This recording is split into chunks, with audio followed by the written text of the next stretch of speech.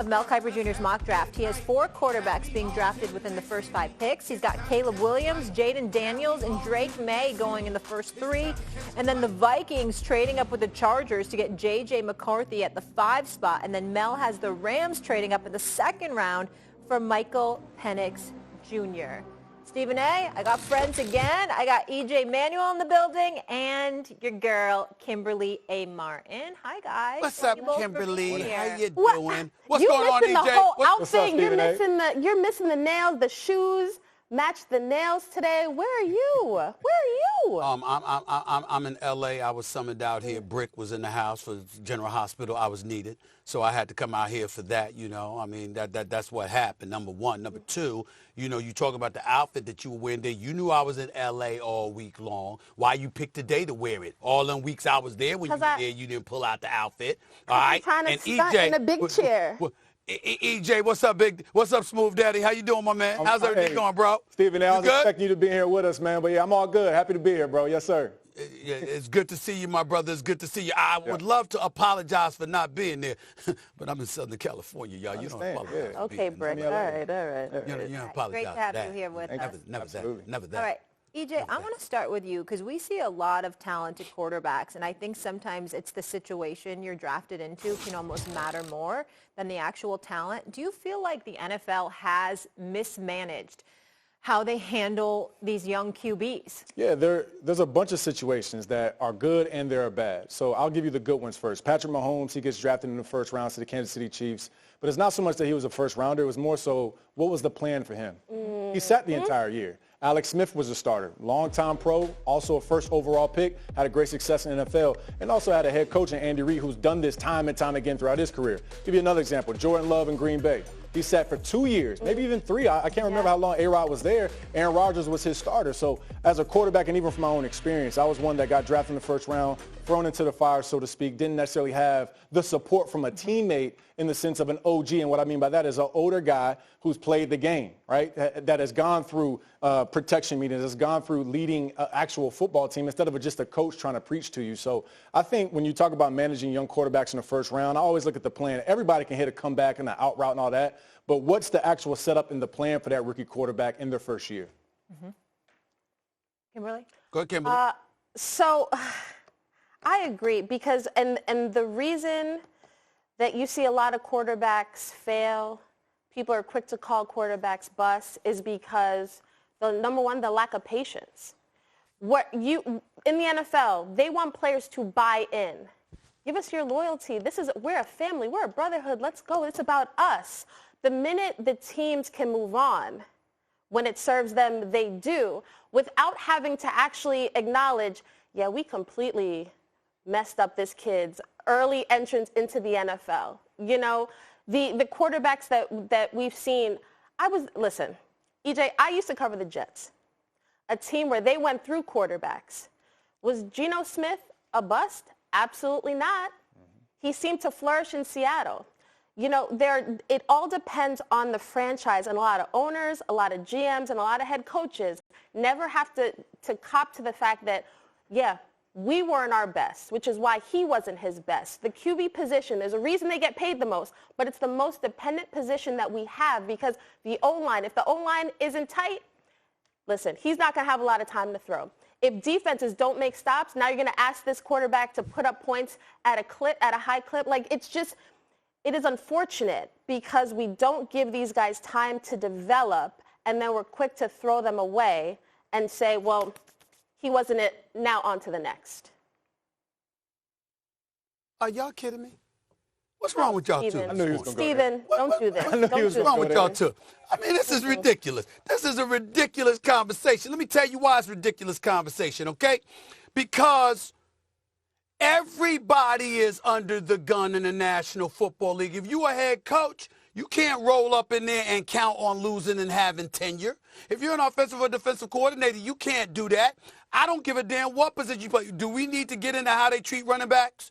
You could be a high-end producer at the running back spot, and simply because your birth certificate collected a little extra dust, they sitting up there and they're trying to devalue you. I mean, you got to the point where the running backs themselves were trying to be unionized separately from the damn union to figure out a way to combat the discrepancies that have been exercised against them. Listen, what are we talking about here? Let's take this into account. Now, last year, right, we had three quarterbacks that started, three rookie quarterbacks started week 1, okay, last year. If you remember, that's tied for second most since the 1970 merger and bettered only in 2012 when 5 rookie quarterbacks started in week 1. Prior to that, in the 1980s, do you know that only 5 rookies started in week 1 for the decade? In the 90s, the same thing for the decade. And then, all right, around the 2000s, that doubled. And then, of course, it jumped to 18 rookie quarterbacks starting the season opener over the previous decade. What I'm saying to you, stuff has changed because as the value of franchises have elevated, as the value of the league has elevated, as more money has been on the line, more pressure comes with it. I'm not saying that you're wrong about what you're saying about the quarterbacks. I'm saying what you can say about the quarterback, you can say about a multitude of positions. So why are we whining about the quarterback? You're wrong. And here's why. I'm wrong? You are wrong. Here's why. Yeah. Mini Mad Dog, I hear you with all those stats from the 1980s and all that. Whoa. There's no mini Mad Dog. There's only one Stephen A, baby. There's only one. There's only one. Ain't no mini Mad Dog. All the stats and the dates that you're just reading out, here, one name I got for you, Justin Fields. Was his situation not mismanaged? Was he like a front office drafted him? A front office drafted him. Yes. Then the team gets rid of the GM and the head coach. Then they bring in new guys in. Then they are in a position where they want their own guy. They want a new guy, reset the whole rookie wage scale and all that. Get Justin out of there. He's in a good situation in Pittsburgh, but it didn't have to be like that. So you're bringing up running backs. Are you carrying a running back? Is that going to win you a Super Bowl? No, it's about the quarterback. We understand that the quarterback is the most important position, correct. Stephen A. So why are you even bringing up running backs? That's irrelevant. Yeah, I said everybody.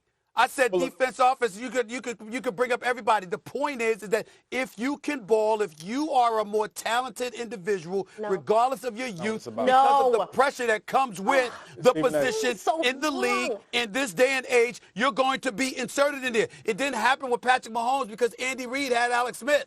Okay, it happened with Justin Fields because they didn't have anybody. That's not true. So here's the difference, Stephen A., between a running back, a receiver, a linebacker. The quarterback position is one, I think, the hardest in all of sports. And also I think it's the one that you have to be the most delicate with because if you do throw a young quarterback out there, you do put him in a situation where he doesn't have enough pieces to where he doesn't even really know what he's doing. He's fighting for his life. That's where his confidence can go up or it can go down. If he has success, great. If you look up, he might be a Pro Bowler in a few years. But if it goes down, fan base is down on him. Coaching potentially, now he's on the hot seat. Now the coach starts getting a little thirsty in the sense of trying to get this guy to play better. I just feel like for quarterbacks, there's 2 schools of thought. If you do have him start as a first-round pick from day one, you have to have guys in the room that also know the position, that are veterans, that can teach you the small things. And it's not just throwing the ball. It's not just getting in and out the huddle. It's also Monday through Friday before you get to games. How do I go through an offensive protection meeting? How do I go and talk to the coach about, I don't like this play? Some guys are a little uncomfortable doing that, but if you have a 10, 15-year veteran in the room with you,